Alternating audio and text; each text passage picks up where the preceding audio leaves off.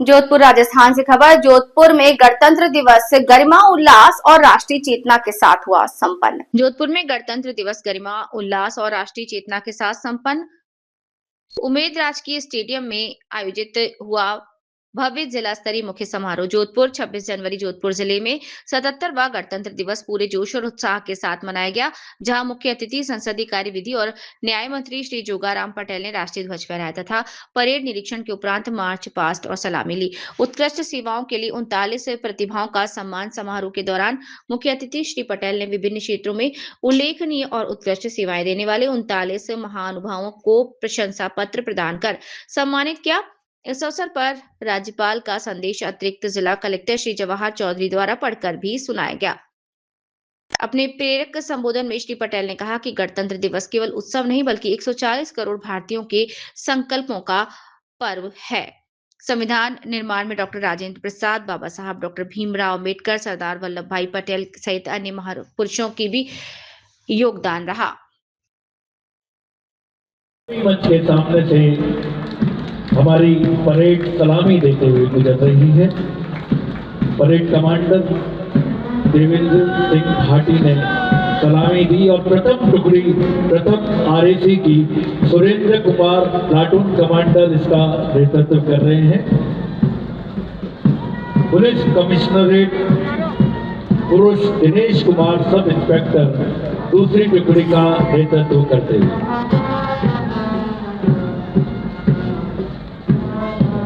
महिला police commissionerate sub inspector Sunita इसका नेतृत्व कर रहे हैं।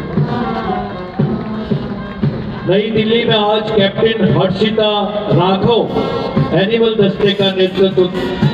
भाइयों, ये अवसर केवल उल्लास की अभिव्यक्ति का महापर्व नहीं है, बल्कि आत्म मंथन का भी पर्व है। गंभीरता से हम इस बात का चिंतन करना होगा कि लोकतांत्रिक परंपराओं के संरक्षण, लोकोत्थान और विकास की दृष्टि से हम कितना कुछ कर पाए हैं और अभी कुछ कितना और करना है। भारतीय गणतंत्र को, भारतीय गणराज्य को जन जन के जीवन में कितना अधिक सकारात्मक परिवर्तन लाए हैं, इसका भी हमको आत्मलोकन करना पड़ेगा। यशस्वी प्रधानमंत्री आदरणीय नरेंद्र मोदी जी के 2047 तक अमृतकाल में विकसित भारत के विजन को साकार करने की दिशा में हमारा राजस्थान भी अग्रणी प्रदेश है। राजस्थान के विकास और राजस्थान की सरकार ने विकास के नए आयाम छुए हैं। आमजन के कल्याण की दृष्टि से ऐतिहासिक कार्य हुए हैं। आइए देखते हैं चिकित्सा और स्वास्थ्य विभाग द्वारा प्रस्तुत झांकी। क्षमा कीजिए, संयुक्त निदेशक कृषि विभाग की ये झांकी है। कृषि के क्षेत्र में आधुनिक तकनीक, प्रधानमंत्री फसल बीमा योजना, कृषकों को कृषि जलवायु, प्लास्टिक मल्चिंग, प्रधानमंत्री फसल बीमा, संस्थागत प्रसव, मुख्यमंत्री राज्यश्री योजना, आदर्श पीएससी तंबाकू निषेध और इसके अलावा जन सहभागिता और जागरूकता ही हमारी राहत की योजना का माध्यम है। प्रस्तुत होने जा रही है विकसित भारत जी राम जी थीम पर आधारित।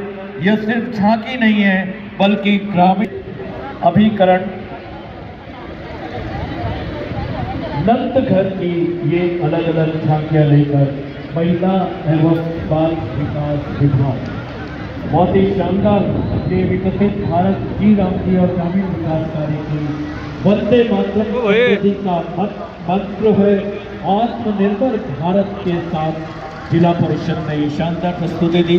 और आइए अब और अगली झांकी आ रही है। अतिरिक्त पुलिस उपायुक्त यातायात सुरक्षा से सीख से परिवर्तन श्री ओम प्रकाश। यातायात पुलिस क्या है, कितना भी नए नियमों का पालन करवाना, लेकिन जब तक मेरे 5 बच्चे जिंदा है, ये सीट बेल्ट, ये मोबाइल, ये नशा और मेरी सबसे ज्यादा विद्या गति, जब तक ये मौजूद है तब तक मेरा परिवार फलता फूलता रहेगा। ये आपकी भूल है जल का देवता। भाई के नाम है भूल है जल के देवता। हम नवीन तकनीकी का प्रयोग कर गए, वीओसी लैब के माध्यम से, ITMS चालान के माध्यम से और के माध्यम से नवीन नवाचार करके लोगों को ज्यादा से ज्यादा यातायात शिक्षा के माध्यम से आगे बढ़िए। यातायात पुलिस आयुक्तालय कृपया आगे बढ़ते रहें। और अब हम देख रहे हैं हमें सड़क पर बाधित करते हैं। और आइए प्रादेशिक परिवहन अधिकारी ये भी यही शिक्षा दे रहे हैं, सीख से सुरक्षा टेक्नोलॉजी, स्वतंत्रता का मंत्र वंदे मातरम, समृद्धि का मंत्र आत्मनिर्भर भारत। और रामसा शिक्षा विभाग जोधपुर।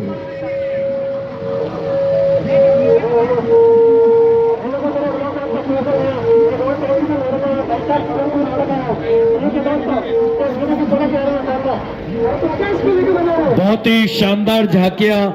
आज इन झांकियों के साथ हमारा भी मन, हमारा हृदय राष्ट्रीय सड़क सुरक्षा में हम सभी साथ हैं। तो गणतंत्र दिवस राजस्थान के ऐतिहासिक समृद्ध और अपनी अमोल विरासत को सजाए हुए जोधपुर की सूर्य नगरी और सूर्य नगरी का ये उम्मेद राज के स्टेडियम आज साक्षी बना है 77वें गणतंत्र दिवस समारोह का।